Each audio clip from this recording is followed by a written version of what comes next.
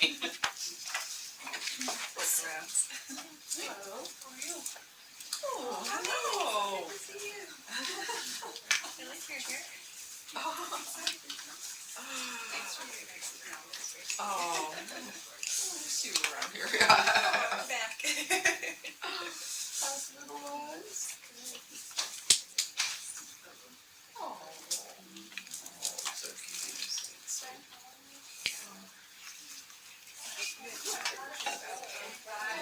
How are you? Okay. Finishing up the semester. Yeah, I know. They got the idea to go, and I didn't know I should take them.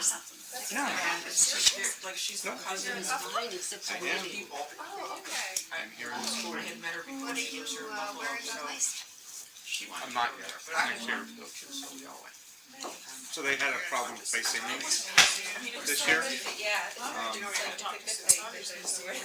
They initially were sending me to school, and I had already put down on my application that they did not want to work in a school, but they sent me to school anyways. I was mentioning on here. Tell them, I'm like, no, I was in a school counseling program and I left, because they didn't want to work with students in the school system. So then they had to try to find something else. So they found me Catholic Charities. And their Very nice. It's letting me kind of. supervisor at teachers parties, the Catholic Charities chose not to hire me. I don't think I have either. That's what we become real people. No,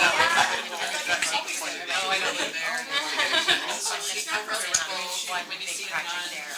So then by the time that all went through, Yeah. I, went to Michael, who is the, Bill plays, already like the end of July. What's the likelihood in finding a place? He said, well, we can't, it's not gonna be effective. Okay. So my recommendation is You know, from it's next taken year. years for them to go back. Postpone my Programs graduation. around that. But once they started to do it, every time I I haven't was even like, got excited, and I'm like, it's so advanced.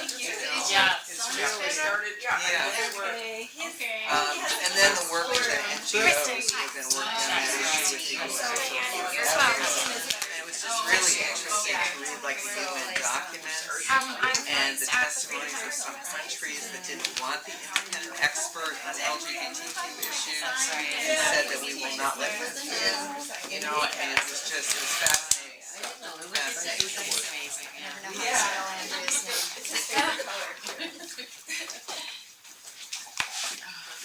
They found the box, Katie. UPS comes through. We're going through reaccreditation. UPS lost one of our boxes. I've seen you in so long. What a relief. I'm so happy to be Yeah. able to join you. Now it's just dealing with Well, other I'm issues. not dealing with her. I said, so how I is sent that? her very brief emails. We're told that the box arrived. Sincerely, Diane. I need to look into it because you can send Hey, it to us. everybody. So a couple of you have heard this voice now. You'll have to forgive me. But welcome to the Global to Local Luncheon for December on the Unsung Heroes of Human Rights.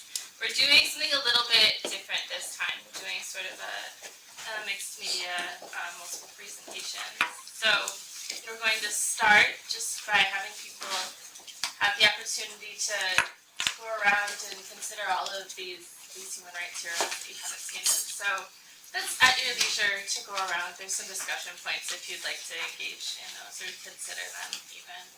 So we'll do that for about 15 minutes and then I'll kind of stand up and try to be really loud and call everybody back to attention and introduce our wonderful speaker, Andrea. Good. That was going to take some time.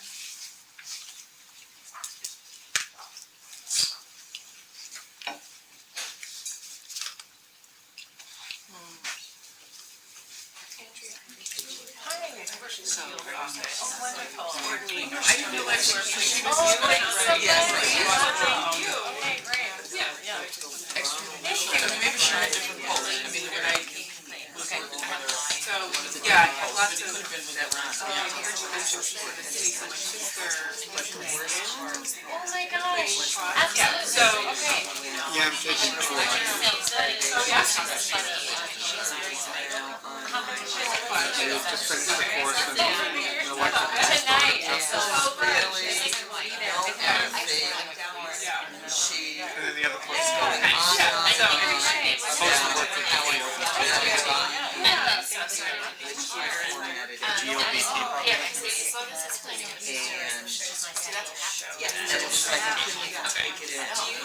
And I said, it was an awesome conversation.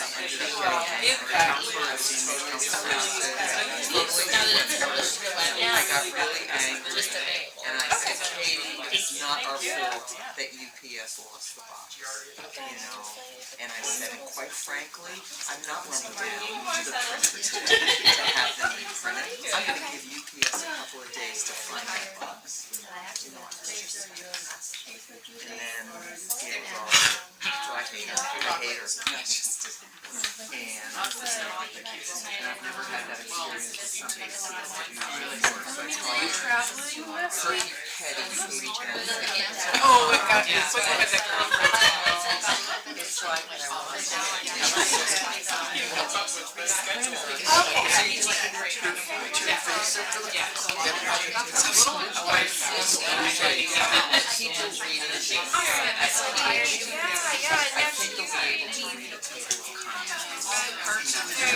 Some experience,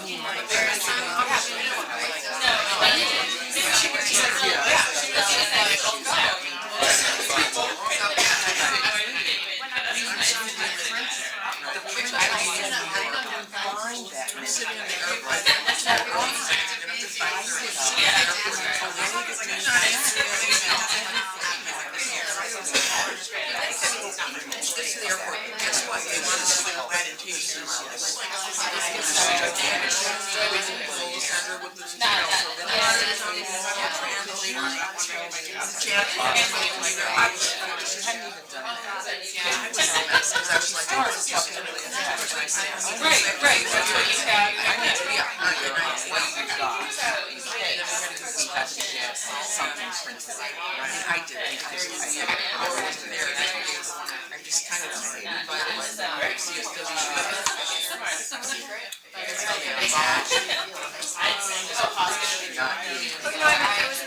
we had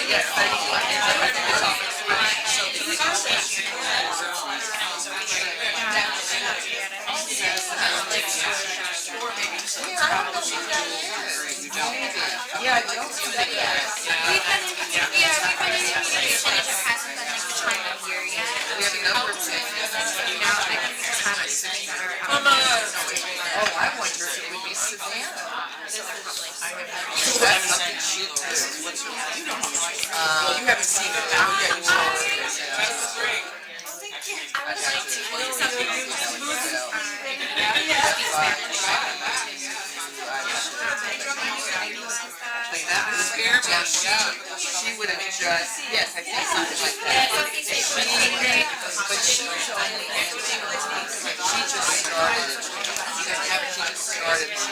Right, something different. so I don't know. Right.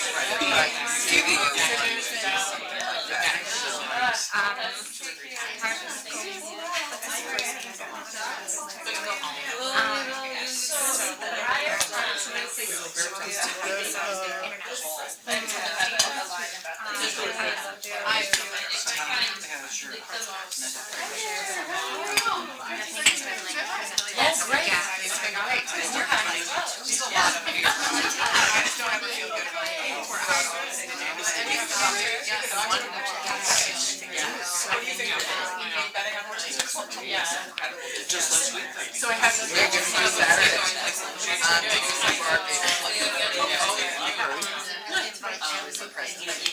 Waiting for her. Oh, no, I actually make like my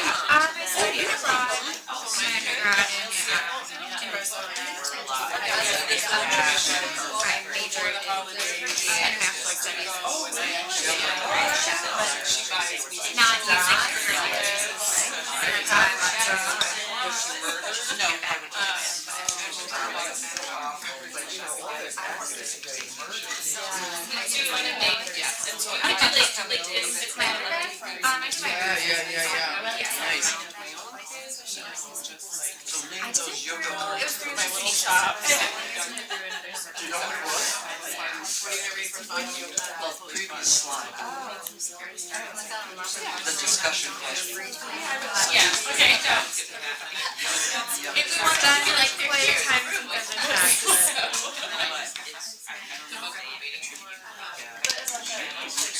I am.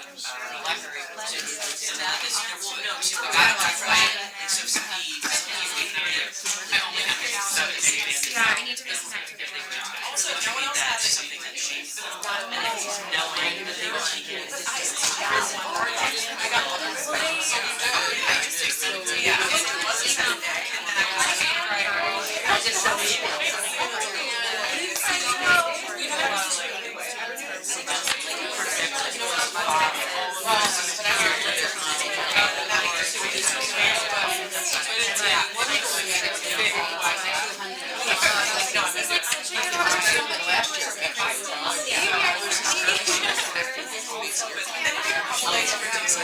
Someone bought me these last year from her and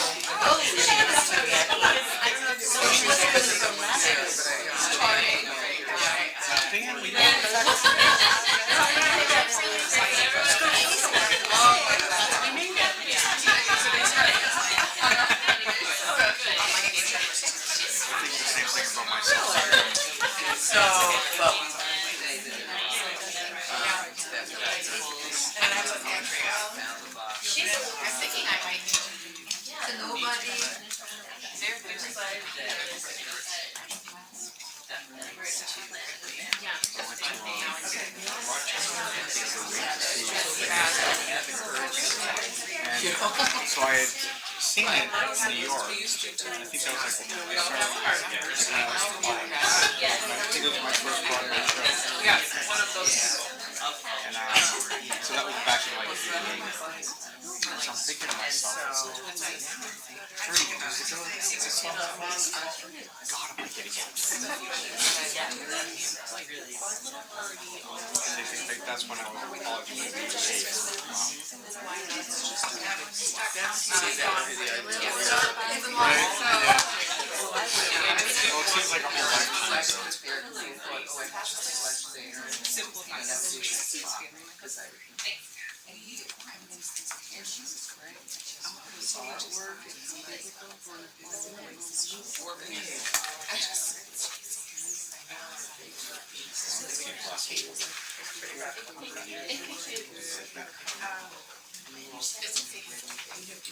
Berries in my family.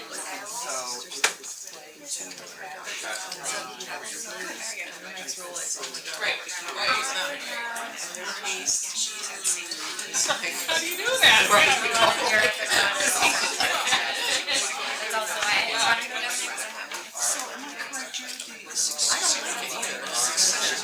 I am. That would be January 1st. Just before, like, yeah, so I can say like a prayer and cocktail and I think hello vibe. We don't actually have an organization until Yeah, I feel like founder signage has is always on. moved on. Yes. We don't know if that lasts. It's really sustainable, right? Hi everybody, so excited that everyone's here. So this is kind of our official start to the luncheon where we do all the shopkeeping things. So welcome again to our luncheon on the Unsung Heroes of Human Rights. And as usual, if you can please sign in, that helps us out a lot. It helps us know who's coming, what the numbers are. If you want information on other events coming up, you can give us your email. So that's really, really helpful. And another thing that helps us out a lot is if you're able to fill out this little half sheet to give us feedback on the luncheon, any ideas for other luncheons. We do use those. Although sometimes it's also validating because people will say that they want to see a speaker that we already have scheduled, and that's fun. Yeah, and another thing that we're doing, we are working on greening our events. So we have a compost bucket outside of the room. There's a sign on the wall. It's kind of between the garbage and the recycling.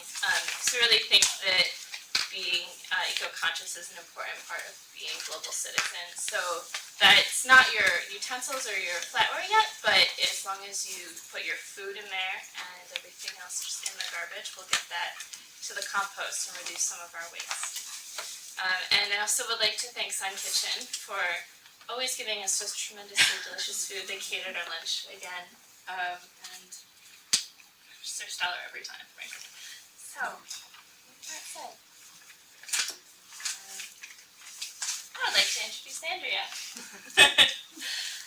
who is our speaker today and is Deputy Director at the Partnership for the Public Good. So she leads PPG's work on criminal justice reform and community policing, immigrant rights, language access policies, and our annual community agenda, which is a big process. And I know that because I am one of Andrea's placement interns. So previously she was a research fellow at the International Peace Institute in New York, focused on bringing community voices to UN policy making. And really increasing women's participation in peace talks. She's been a lawyer on refugee cases in the US and Ireland, ending the death penalty in Indiana, and peace building in countries from South Africa to Sri Lanka. So now she's going to tell us a lot about that work and a lot of the local work she's doing. Thank you so much, Teresa.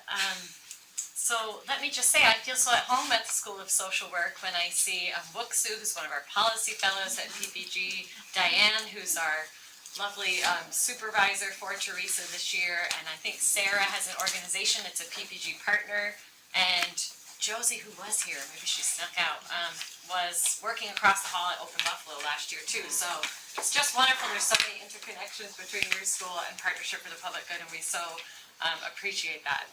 So I think from Teresa's bio of me, I grew up in Western New York, and I just came back about 3 years ago. And at first, I was still working for this Peace Institute in New York and going down to New York and traveling to different countries from here.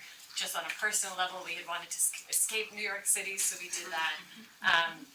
But yes, I lived in New York for a number of years. I went to law school there, and my previous academic work had been in peace building and peace studies. So at the end of law school, when I really focused on human rights and refugee law, I thought human rights, I'm going to veer back toward peace building because I'd had a few years in human rights, and as many of you will know, it can be a very adversarial tone to life. And I thought, let's go back to peace building and mediation, where people are at tables like this trying to find solutions together. So there's so much interaction between human rights and the peace negotiations that I'm going to talk about today.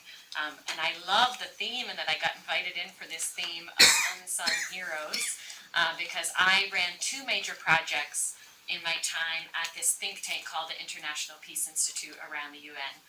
One, which is what I'll primarily speak about today, on women's participation in peace talks, and the other was on local voices, local knowledge, and locally led networks in peace building. So that, as many of you will know, since you're drawn to a topic like social work, in every city, in every tiny community, there are amazing leaders who emerge and already know what their community needs. And so, unsurprisingly, the large institution of the UN can really fall behind that truth and still go into conflict-affected countries, not do any mapping of what's happening or what's needed, and just roll out programs that really sweep those amazing leaders aside. So that was really the core of my work over those years.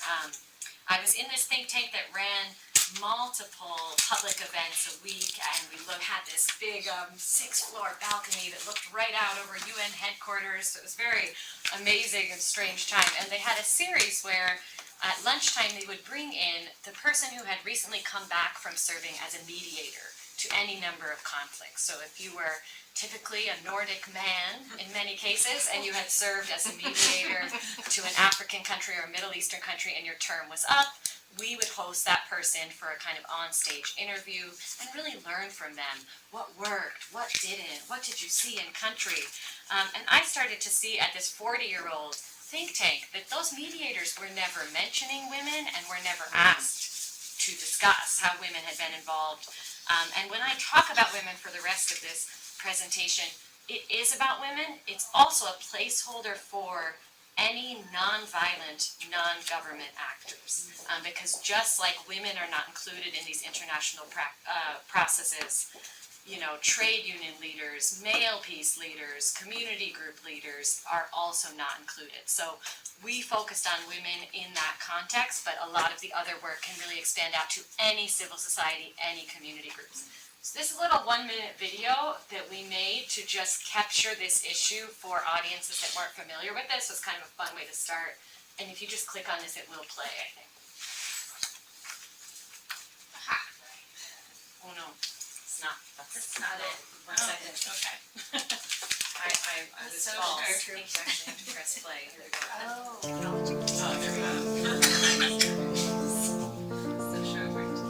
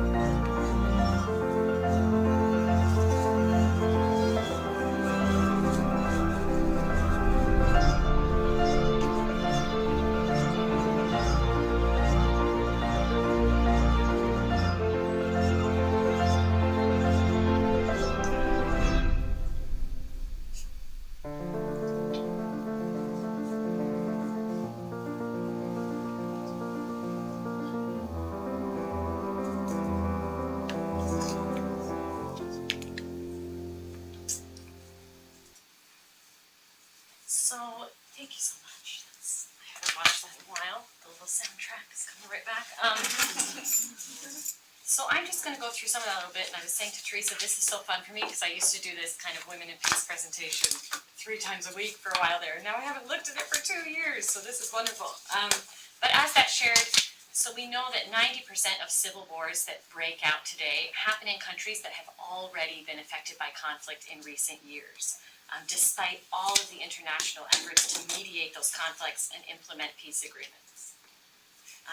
50% of peace agreements, as that video said, fail within 5 years. So we came at this include more women issue to really say, this isn't working. We know what we're doing now isn't working. And so here is a huge resource that you are leaving out of the picture.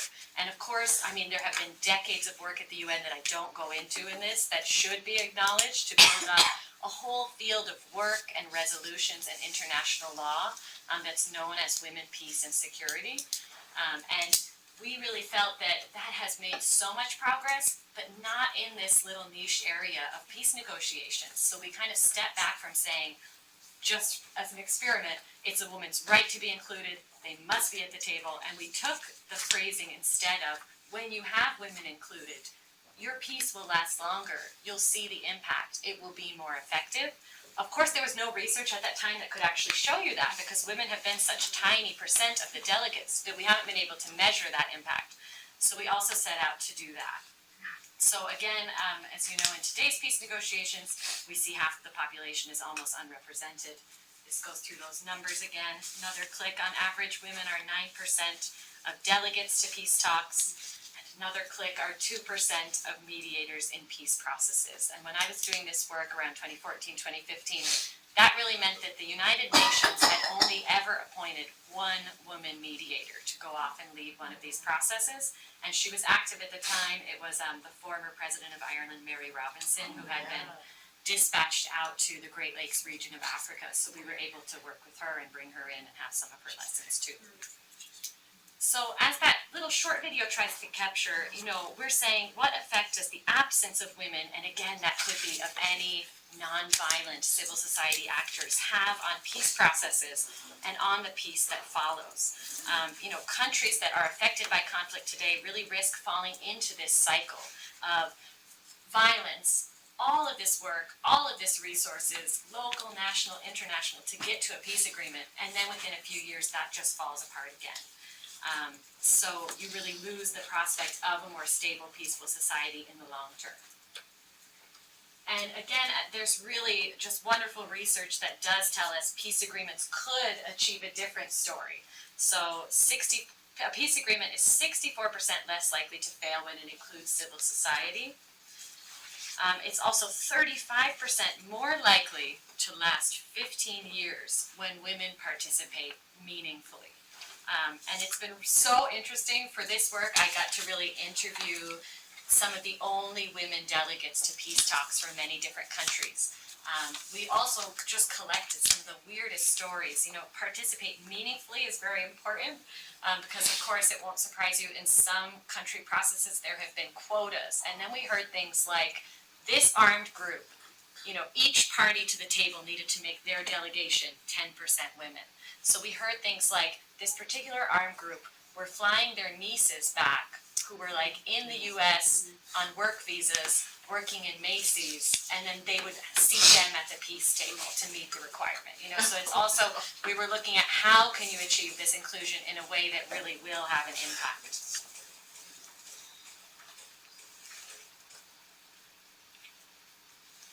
And again, we really focused on the benefits of inclusion. So we had a lot of research that shows when women are at the table, they don't just talk about territory, power divisions, ceasefires. They talk about economic and social issues and advocate for a more equitable peace. They start raising issues like education, justice, the need for long-term planning so that these agreements last. This is really similar research that some of you may have looked at in social work as well. We started to look at research across different fields. You know, there's great effects on corporate boards when there's more women. You see less corruption. There's great effects in educational departments. There's a really good social science book called The Silent Sex that we use quite a lot that shares, it applies to gender, but to really any underrepresented group. It really takes that group being represented at about 30% of any room for a person to voice a different opinion than the dominant majority. So it's not enough, right, to have two people from any background there. You have to have people really representing a significant percentage to feel supported, to feel that they can voice these other opinions or raise different issues. And also we used to say, Mary Robinson was such a beautiful example of a woman mediator, also a president, but we'd always say, it's a bit political, my friends, but for every Mary Robinson, there's a Margaret Thatcher, so that you really can't make it about one woman getting to this upper position. It has to be about inclusion in these broader processes as well.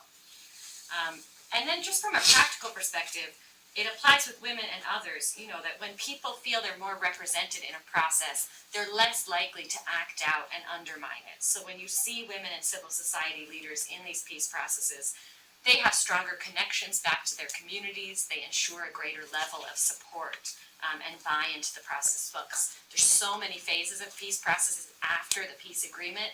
Some countries like Northern Ireland will put that peace agreement even to a national referendum vote.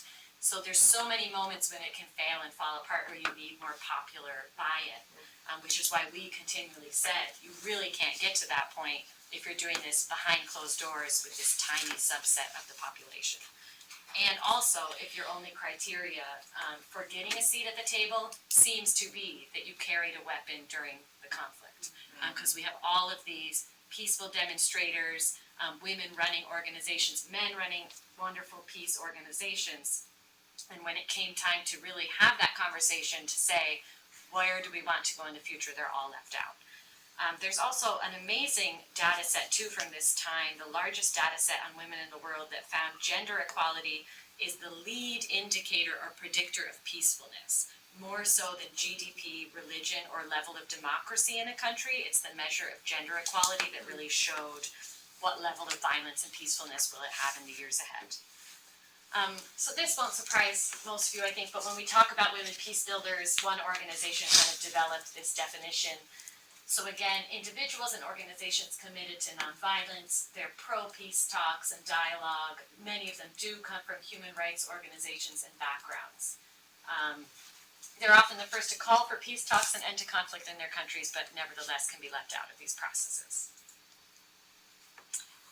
This is a delegation of Syrian women that I got to host a little bit, but they were excluded. I mean, Syria, right? It's still ongoing. It's so terrible to talk about this, but back in 2014 when we were doing this delegation of Syrian women went to the peace talks that were happening in Geneva. They were not admitted to the official process. They were there outside the building. And these are women from really diverse backgrounds, some, very qualified to sit at the table. And really we got the worst explanations for this of they didn't have the security badge to get in. So, it's a weird moment where I think the UN and some officials know we can't just say we're not going to let them in or that we don't think they're qualified. So all these little process excuses would keep coming up. But so they ended up holding their own talks in an adjacent building and developing a really concrete set of suggestions to bring ceasefires to Syria. That was all given to the UN mediator at the time, and he did meet with them, but they couldn't get into the actual room. So again, we tried to really say, these are the moments when you can set a transformative plan for the future. And if all you focus on is ending the violence and you're not letting these broader voices in, you're never going to get the return on these processes that you would hope for. The next slide I think is a bit left over from, we actually did this presentation for a table like this of all former UN mediators. Just a little bit pressured because we were kind of criticizing some of their approaches.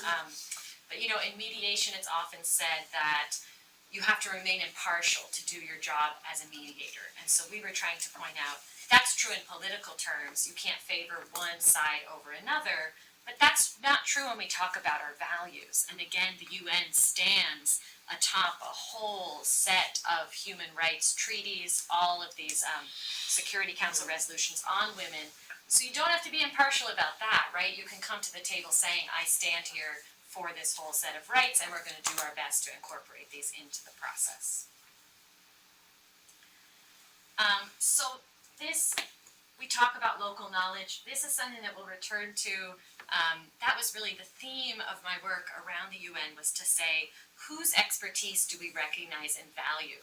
Who do we believe has knowledge about what needs to happen in a country or community, and who do we turn to ask those questions? And these posters, to me, bring that theme right back in as well.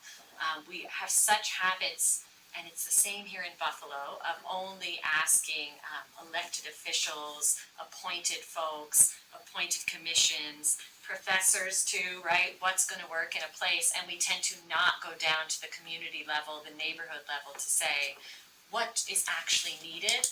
Perhaps more importantly, what's working. And we'll turn to Buffalo in a minute, but at Partnership for the Public Good, we use asset-based community development, and every time we sit down with partners or we think about a situation, we're saying, what's in place that's already working? That's such an untold story of all of these conflicts. I remember at the time, we were trying to work on Syria and it was really tough to do it, and of course all of the media, all of the impressions are everything's falling apart in Syria, everybody's picking up arms, and I think it was only at that time ever 15% of the population that participated in violence. So you have 85% of the public saying, we're going to opt out of this. I mean, the resilience that it takes to exist and to avoid violence in those settings is just so huge, and so I think we have so much to learn from the people who opt out as well. I'm just going to finish up by telling a few stories of some of the women peacemakers that I got to work with. So this is a wonderful woman from Sri Lanka called Visakha Dharmadasa, and she was from the main Sri Lankan community and had 2 sons who joined the army. And that was during the time of the kind of rebel group, the Tamil Tigers, being very active, and there being all of this internal conflict. One of her sons disappeared, and that really drew her into working on this. And at the time, I believe neither the Sri Lankan army and of course not the rebel groups wore tags, ID tags. So if someone was missing, it was very hard to ever track what happened to them. So she ended up founding an organization called the Association of War-Affected Women. She reached out, which was such a genius move, to women on the other side, of course, whose sons were also lost. And because of that, she started to gain the trust of the other side. And once peace talks started between the government and the Tamil Tigers, this woman really ended up being this kind of quiet shuttle diplomat, so to speak, in a very informal way. She was one of the only people who was trusted to bring messages from the government into Tamil territory and to bring messages back and forth. So that's just, again, I heard somebody say at the start they loved how this poster started with grandmother, and we saw that over and over. It just seems to be that some of these women leaders are very comfortable identifying in the public space as mothers, in these more personal roles in the public space. And when you do that, you build this community level trust much more swiftly. This next woman I just love, she's called Irene Santiago, and she was the first ever women delegate into the Philippines peace talks. And what's amazing is she had spotted women are not included in these processes, and she took all of these steps, which we later were able to interview her and document, to kind of carve out spaces for more women. So when she had a seat at the table, she was very active to say, okay, there's not other women, it's just like we're sitting now, it's very good, at the table, but can we get women who could kind of sit on the sides of these processes as advisors? So if they needed a legal advisor or a constitutional advisor, she would try to find a woman to come in and take those technical roles, and that way when she left, there was this pipeline of 3 or 4 women who'd already been involved, and that it grew and grew and grew in that process. So actually the Philippines is now the kind of outlier standard for inclusion. So instead of 0 to 9% women, their 2014 peace agreement had 50% of the government's negotiating team were women and 25% of all of the signatories to the peace agreement. They had a previous one with a different armed group in 2011 where women were 35% of the delegates to the negotiations and 33% of signatories. And also, they've had this presidential advisor to the peace process that has been kind of a succession of women in that role as well. So it's an interesting case to learn from. Of course, I wanted to go to the men as well. This is a wonderful peace builder from Zimbabwe called Webster Zabara. He is from Zimbabwe, and of course, if any of you have looked at that country, until very recently they had the same president, for something like 40 years. It was a very repressive space to work in, so he's ended up living in South Africa, but I really admire that he returns to Zimbabwe routinely. His focus is on using peace education, especially with young people. And in countries like Zimbabwe, it's very fascinating to see how the dominant party is so interlinked with the military, and they then really take control of so many education programs. So there would be, say, in countries like this, something that sounds really great, like a youth congress. And then when you learn more about it and you meet the people, it turns out that to get into the youth congress, you also have to be a member of a youth militia group that is supported and funded by the main party. So he's remarkable. There are many people like this going in and trying to bring peace education to those youth, just so that they have a different narrative and a different set of stories that they can draw from as well. I just wanted to point out here in the next one, we would do these kind of maps of all the possible actors that could be in a peace process. So you can see, you can have all these different types of mediators, all these different types of governmental actors, all of these different armed groups, and these folks got really heavy inclusion. They were always at the table. And then our unarmed, again, non-governmental actors, which is such a diverse set of possibilities. And this problem here is almost always out of the picture. So that was interesting. So this is kind of my little closing slide. When we would do this, we'd echo our video and say, from the dinner table to the boardroom table, women's participation in decision-making is really increasing in societies around the world. And we know that they bring an impact with them as well, maximizing the chance for peace. So that it's time to reset the table. But I'm going to go 2 more slides that I added for Buffalo. So just to kind of turn to Buffalo, how many folks here have heard of Partnership for the Public Good? I think many of you, yes, so I won't go into incredible depth here. But for me, when I was back in Buffalo still doing this work and traveling, I was just so surprised when I saw a posting about PPG and learned about this model that we have. Where we are now up to 285 community groups and organizations of all different shapes and sizes as partners. And every year, Teresa mentioned the community agenda process. We do this whole democratic process, and they vote in their top 10 ideas for policy change for the year ahead. So that just represents this really cool model of inclusive policy making that I didn't see anywhere else. And that's interesting as well because of how sometimes, and you've seen this year, when we call for those ideas for policy change for the year ahead, we have a few committees where people come in and discuss the ideas. And maybe 5 of you come with ideas for what should happen on the outer harbor. Some of you have met each other before, some of you hadn't. And through that process, it almost kickstarts this strategic planning among the landscape of Buffalo NGOs and nonprofits, where you start to realize here's what we all have in common that we want on the outer harbor, here's where there still needs to be more debate and discussion. The same for policing and for housing policy. So I've just really loved to see the benefit of that inclusive policy making, and also just the real commitment again to say who are our experts and who has knowledge that we want to lift up. And of course our whole premise is that it's everyday residents, and the more that they are included and in the lead, the better public policy that we'll have. So I was just going to end with one little Buffalo story. I put John because I think you had him as a speaker when I looked this up. I saw him there. Yeah. And this is Denise Barr, which some of you may know, who's a long-term resident of the Buffalo Fruit Belt neighborhood. And she has been with a whole group of residents, one of the driving forces behind the Fruit Belt Community Land Trust. And to me, that's really one of the stories that's this great victory in Buffalo at the moment. And again, was really saying, what do we want to see? Not just how can we resolve the fact, right, that the UB Medical Campus opened beside this historic neighborhood that has some beautiful infrastructure and wonderful residents who've held it down there for generations, but has been very overlooked and underinvested at the same time. So they go from that situation to a year later having 17,000 medical campus employees trying to park on their streets, trying to rent, trying to find housing. Many of you will know this, right?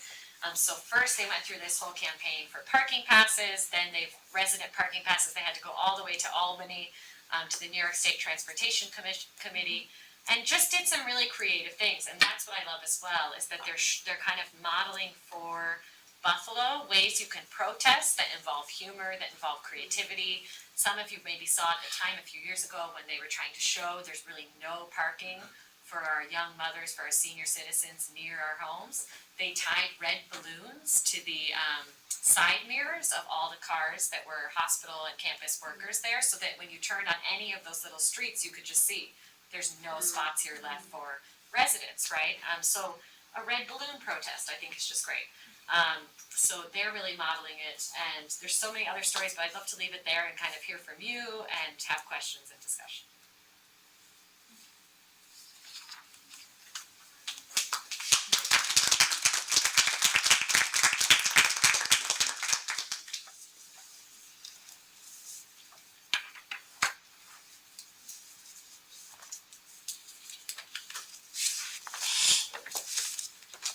So, about 1325. Yes. So I'm just interested in that because I followed, Women's International League of Peace and Yeah. Freedom and, Oh, wow, okay. and, Worked in the same and building. so 1325. And so, and I believe you said there was some concerns about approaches. Could you expand on that? Yes, so resolution 1325 is this UN framework, some of you probably know, for women, peace and security. It's been followed by, I want to say now, 7 other resolutions. Some of them, quite a few have focused on sexual violence and conflict, and we were at this time also pushing for more language. It became this thing where every year the Security Council wanted to pass another resolution, even when it didn't really add anything meaningful. But during the kind of 1 month of the year devoted to women, in October every year, they would want to pass another resolution. So it kept focusing on sexual violence, and we were trying to say, what about the participation side? Because 1325, you may be more in it now than me, Pat, because I haven't looked at it for a while, has protection, participation, there's kind of 4 Ps, I think. I don't know. Yeah. So the concern was really, are we making this a rights-based claim that simply a good handful of the members of the Security Council are not going to move on? So if we just keep passing the same language of women are 50% of the population, so they have the right to be at these tables, but absolutely nothing has changed in the decade of this kind of regime of these resolutions, what other arguments and language can we use? So we really focused on that effectiveness, which is really like a devastating choice to have to make as a human rights law graduate and human rights believer, but we were just really trying to calculate what will move the Security Council. Yeah.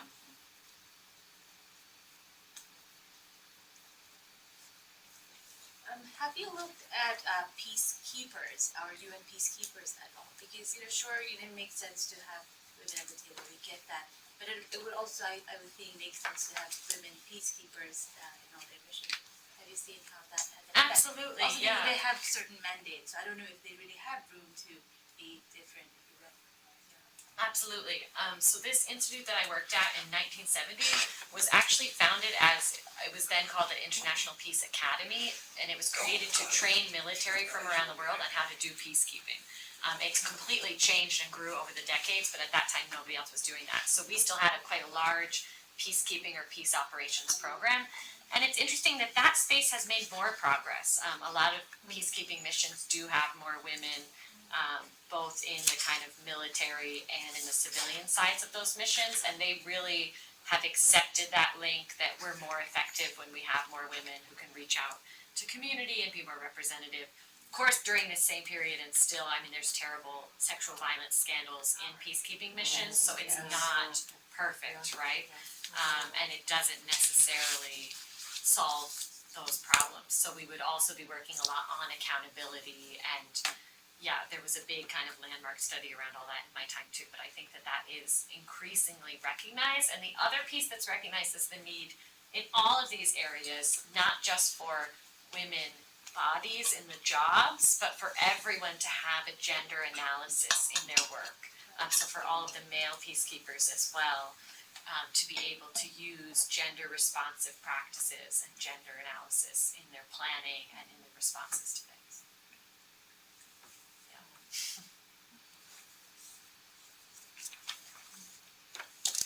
So, I'm interested in how, your view of how social work feeds into human rights work.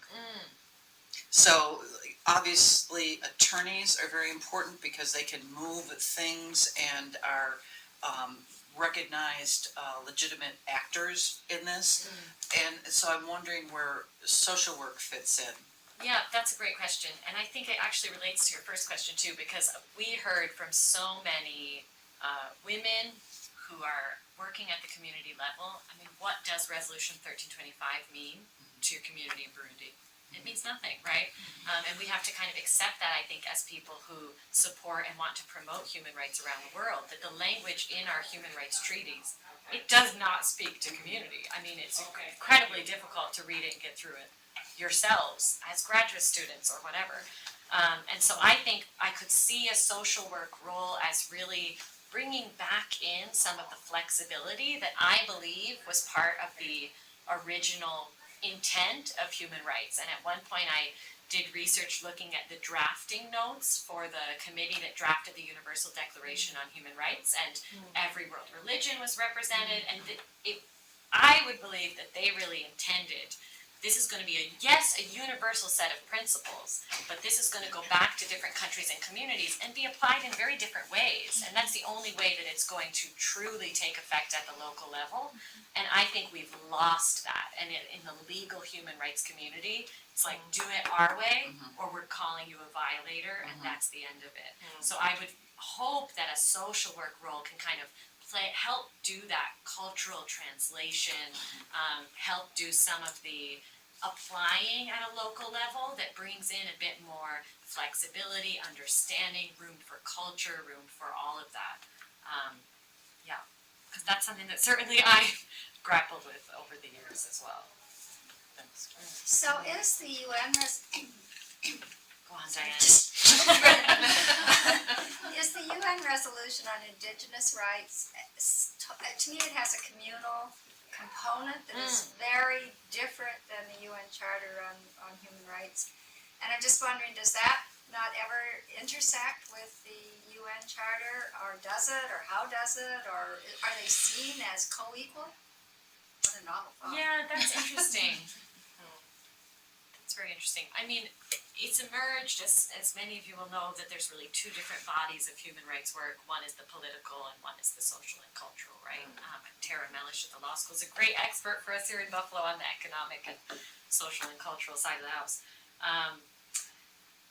But yeah, that's interesting. Now I have to say I wasn't completely directly in the indigenous treaty work in the UN. There's so many constituencies and they're really powerful, but so my work was much more in the peace and security in conflict affected countries, and really I would feel that when you're in those settings, the kind of hard human rights tends to trump the idea of cultural rights quite a bit. So that is like, it's really, I think there's some of this in the academic literature, but in practice, even when you talk about peace versus reconciliation, right? I mean, we're still not able to really have that conversation in an active way in the UN, the whole peace versus justice debate. It's just everyone kind of shies away from the challenge of saying, how do we have both political and cultural rights? How do we have both a commitment to peace and security, but also a concern for justice and reconciliation as well. So there's some wonderful people trying to kickstart those conversations, but it's harder than it seems when you're out reading all this brilliant academic work that grapples with those issues.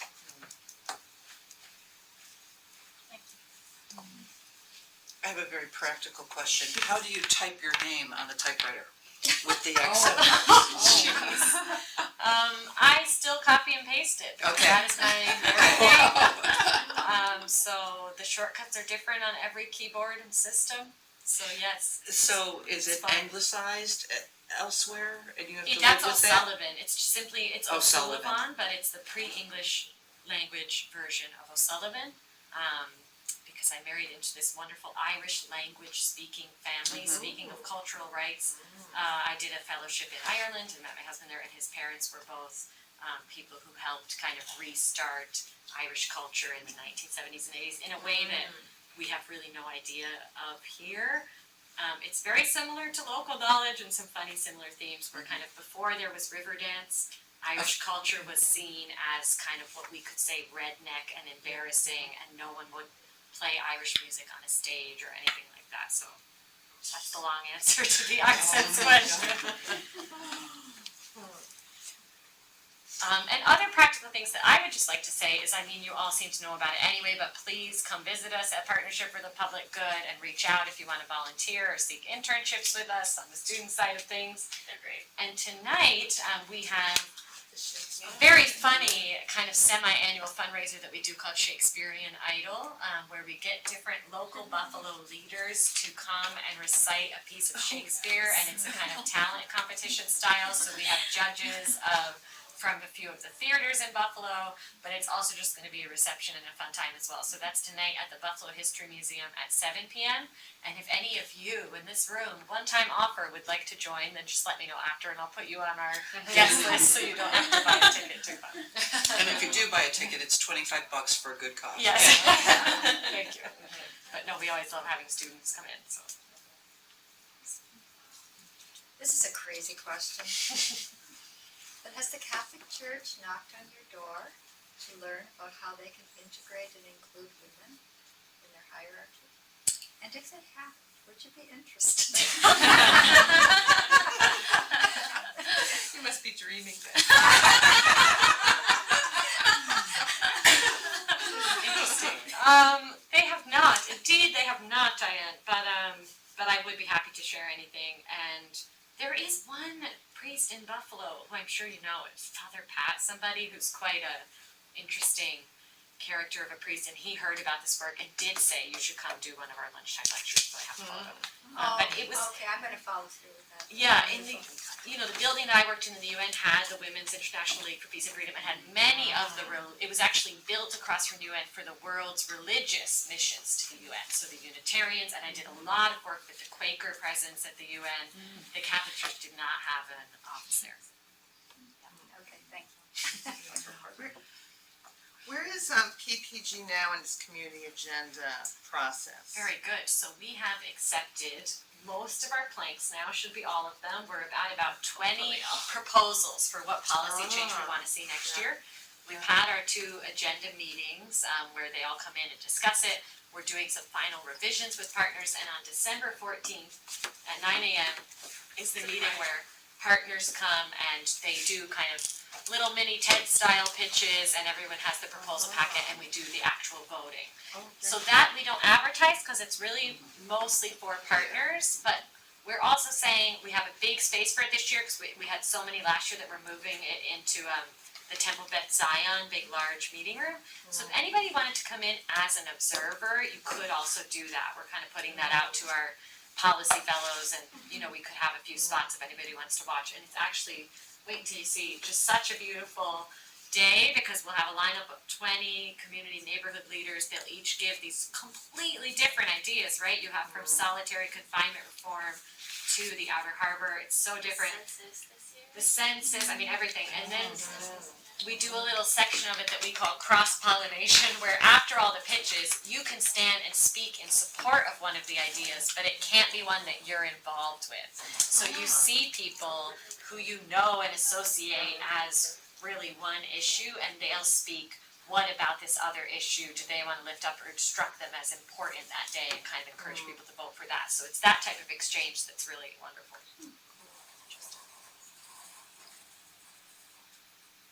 Great, well, thank you all so much. See you with a round of applause.